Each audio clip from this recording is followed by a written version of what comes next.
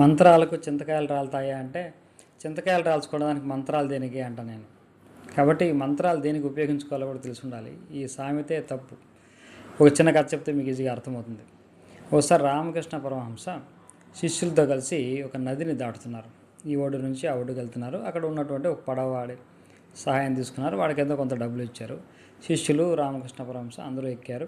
వీళ్ళు పడవలో వస్తున్నారు. అక్కడ ఒక గొప్ప పండితుడు అనమాట, మంచి మంత్ర సాధనవేత్త.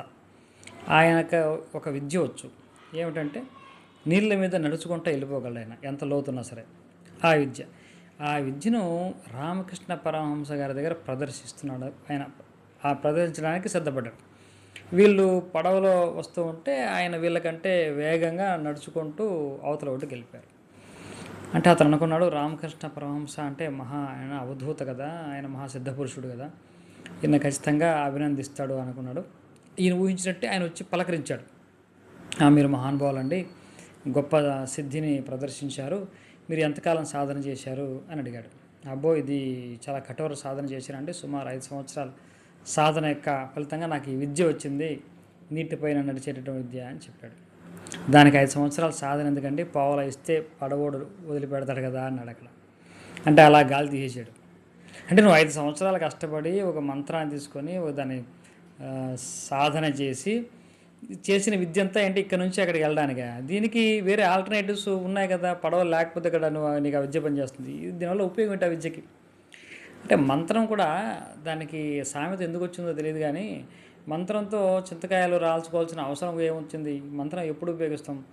మనం ఏదైనా సాధించడానికి మనకు చేత కాకపోతే, మన చేతిలో ఉన్నటువంటి రిసోర్సెస్, వనరులు లేకపోతే అప్పుడు మంత్ర సహాయం, దైవ సహాయం తీసుకుంటాం. కాబట్టి గుర్తుపెట్టుకోండి, మంత్రాలకు చింతకాయలు రాలుతాయి. అంటే ఈ మాట చెప్పేవాళ్ళు బహుశా ఎప్పుడు జీవితంలో ఏ మంత్రం చేసి ఉండరు, వాళ్ళకి తెలియదు. కాబట్టి వాళ్ళు ఆ మాట చెప్తూ ఉంటారు. అంటే చింతకాయలు రాలితేనే మంత్రం పనిచేసినట్టు అంటే చాలా తప్పు. చాలా అద్భుతాలు జరిగినటువంటి సంఘటనలు చాలా ఉన్నాయి. నేనే ఒక ఉదాహరణ మీకు చెప్తాను. సుమారుగా ఒక 15 years కిందట నాకు ఒక హెల్త్ ఇష్యూ, ఒక న్యూరల్ సంబంధించినటువంటి నర్వస్ రిలేటెడ్ ఇష్యూ ఏదో వచ్చింది. దాన్ని చాలా హాస్పిటల్స్ తిరిగితే కూడా నాకు ఎక్కడ అది ప్రాబ్లం సాల్వ్ అవ్వట్లేదు. ఊరికి తిరుగుతున్నాను, ఏదో రిపోర్ట్లు ఇస్తున్నారు, ట్యాబ్లెట్ ఇస్తున్నారు, నాకేం ప్రాబ్లం అవ్వట్లేదు. ఒక మంత్రం తీసుకున్నాను. మంత్రం తీసుకొని నేను జపం చేసింది చాలా చాలా తక్కువ, రోజుకు 9 సార్లు అంతే. అంటే అప్పుడు జపమాలు తీసుకొని 108 సార్లు ఇలా చేయలేదు సాధన, ఒక 9 సార్లు. నాకు సుమారు 2-2.5 సంవత్సరాల తర్వాత పూర్తిగా ఆ సమస్య నుంచి నేను బయటపడ్డాను.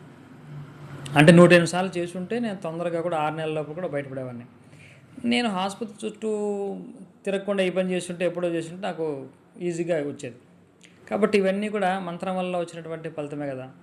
మంత్రం వల్ల చాలా చాలా ఫలితాలు పొందిన వాళ్ళు మన చుట్టూ కూడా చాలామంది ఉన్నారు. కాబట్టి మంత్రాలను ఎలా తీసి పడేయకూడదు. ఇంకొక ఉదాహరణ చెప్తే అర్థమవుతుంది మీకు. నేను విష్ణు సహస్రనామంలో ఉన్నటువంటి నామ మంత్రాలని ఒకరికి ఒక 15 years నుంచి ఒక స్కిన్ ప్రాబ్లం చాలా ఇబ్బంది పెడుతుంది. ఎంత హాస్పిటల్ తిరిగినా అది తగ్గడం లేదు.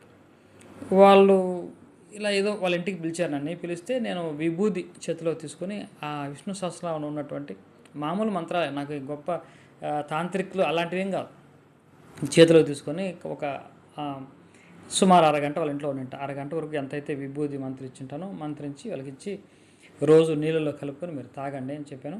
మీరు వాడుతున్నటువంటి మందులు కొనసాగిస్తూ దీన్ని కంటిన్యూ చేయండి అని చెప్పాను. ఆశ్చర్యంగా నెలలోపు వాళ్ళు యొక్క ఆ హెల్త్ కండిషను ఆల్మోస్ట్ 80% క్యూర్ అయిపోయింది అతనికి. మరి ఎలా సాధ్యం? కాబట్టి మంత్రం తీసుకొని సాధన చేస్తే, అనుభవంలోకి వస్తే మనం ఏదైనా సాధించవచ్చు. అంటే మీరు నమ్మలేనటువంటి ఒక విషయం కూడా నేను చెప్తాను. చాలామంది నమ్మకపోవచ్చు, నేను చెప్పేది మాత్రం సత్యం, యథార్థం. నేను చాలా చిన్నప్పుడు, అంటే సుమారు 6వ తరగతి 7వ తరగతి ఉన్నటువంటి సందర్భంలో, అప్పట్లో నాకు ఒక గురువు గారు నాకు కొన్ని మంత్రాలు ఇచ్చారు. తేలు మంత్రము, ఇక ప్రాణ విద్య, అయితే రకరకాల మంత్రాలు ఒక 3-4 ఇచ్చారనమాట. నేను చాలా శ్రద్ధగా ఆయన ఏ విధంగా చెప్పాడో ఆ విధంగా దాన్ని సాధన చేశాను. అంటే ఆదివారం అమావాస్య చెరువులోకి వెళ్ళి ఇక్కడ వరకు నీళ్ళలో మంత్ర జపం చేసి చాలా చేశాను. ఆయన ఎలా చెప్తే అలా చేశాను. దాన్ని ఎందుకు ఉపయోగించాలో ఏంటి కూడా నాకు తెలియదు, చేశాను అంతే. ఒకసారి ఏమైంది, స్కూల్ నుంచి వస్తుంటే ఒక చిన్న బావి ఉంది. ఆ బావిలో ఒక కప్ప చనిపోయింది. ఆ కప్ప చనిపోతే ఇలా వెనక్కి తిరిగిపోద్ది, పొట్ట పైకి వస్తుంది తెల్లగా, అది కనపడింది. దాన్ని చూసి ఎందుకో అక్కడ కూర్చొని నా గురువుగారు చెప్పిన మంత్రాన్ని నేను ఒక 5 నిమిషాల పాటు అక్కడ జపం చేశాను. చాలా ఆశ్చర్యంగా ఆ కప్ప, చనిపోయిన కప్ప బతికి మళ్ళీ నీళ్ళలోకి వెళ్ళిపోయింది. ఇది నాతో పాటు మా ఫ్రెండ్స్ కూడా చూశారు. అప్పుడు దాన్నే పెద్దగా మేము సీరియస్ తీసుకోవాలా, అలా అయింది, వచ్చేసాం.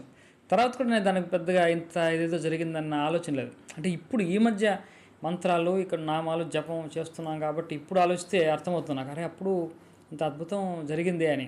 అప్పుడు దాని గురించి పెద్దగా స్పందన ఏమీ లేదు. కాబట్టి మంత్రాల్లో శక్తి ఉంది. అది ఎలా పనిచేస్తుందో ఏంటనే అది వేరే సెన్స్, అది సరిగ్గా అర్థం చేసుకోండి. అంతేగాని మంత్రాల్లో అసలు శక్తి ఉందా లేదా అనే సందేహం అక్కర్లే. మీరు వీలైతే ఓ మంత్రం తీసుకోండి, మీకు ఆరోగ్యమా, ఆర్థిక సమస్య, ఇంకోట తీసుకోండి. విష్ణు సహస్రనామంలో ఉన్నటువంటి 1000 నామాలు కూడా 1000 మంత్రాలు, బాగా గుర్తుపెట్టుకోండి. మనము మన శ్రీగురు సత్సంగంలో ఇప్పుడు విష్ణు సహస్రనామాన్ని మనం పారాయణ చేస్తున్నాం. ఈ చాతుర్మాసం 4 నెలలు కూడా ప్రతిరోజు విష్ణు సహస్రనామాన్ని ప్రార్థన అంటే నోటికి నేర్పిస్తున్నాం.